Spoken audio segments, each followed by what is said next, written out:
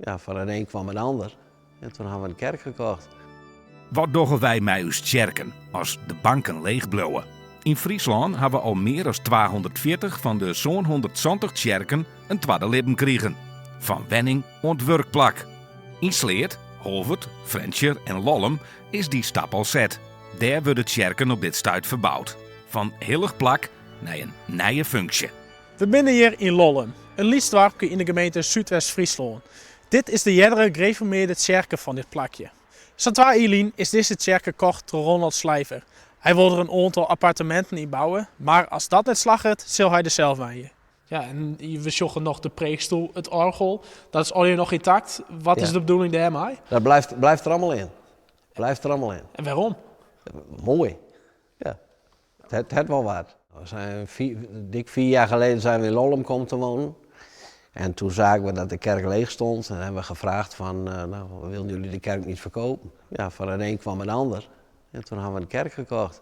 De vergunning, dat is voor elkaar te krijgen. Het is alleen ja, wat blijft er belastingtechnisch van over als je het gaat verhuren. Dat is het. Kijk, het moet ook rendabel zijn.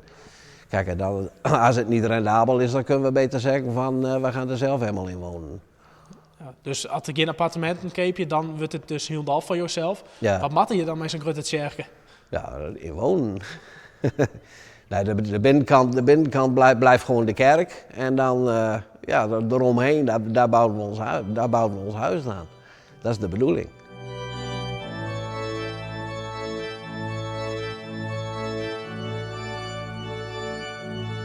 Als je zulke projecten ontwikkelt, zoals met ons bedrijf, dan ben je wel even bezig. Maar mijn sterkste punt is eigenlijk altijd geduld hebben.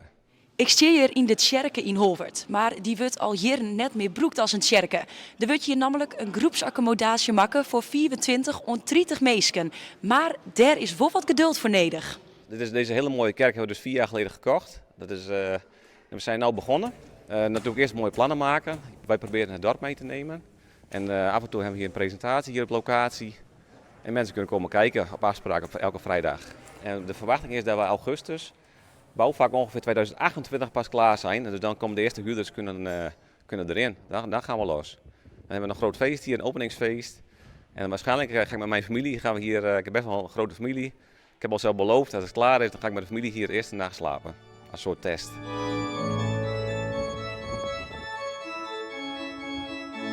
Dus hier zullen mensen gaan wonen, koken, leven, genieten.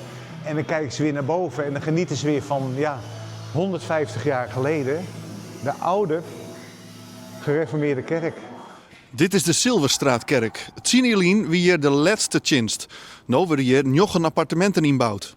Hier rij je dus als het ware de kerk in. Je kan je niet voorstellen dat vroeger de mensen met hun geloof de kerkdienst in gingen. Maar nu rij je hier dan binnenkort je auto in. Hier heb je de echte authentieke glas in loodramen. En uiteraard komt daar ook nog een dubbele beglazing voor.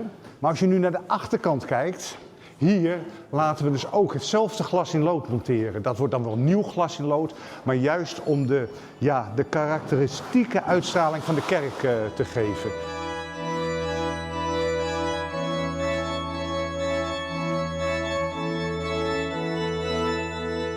De meeste beelden die binnen meegend naar de oorprochies. Er is één beeld in steenblauw en die heeft blijkbaar les van het geloerd. Dus daar is een mooi kapje op zet. Hier achter mij staat de Sint-Fredericuskerk. Hij is gebouwd in 1920 en sinds 2022 worden hier geen kerkentjes meer houden. Op dit stuit worden er 2 appartementen realiseren. Nou, we hebben in 2022 zijn ben wij uit de kerk gegaan als meerskip. En dat heeft een soort verdrieling onder Prochiaan uiteraard. Maar we zijn wel heel blij dat we het maar verkocht hebben kennen. Aan DBF Friesland, Dwarp en Bedroel Friesland. En dat het resulteert in 2 woningen in de kerkzaal en 1 woning in de sacristie.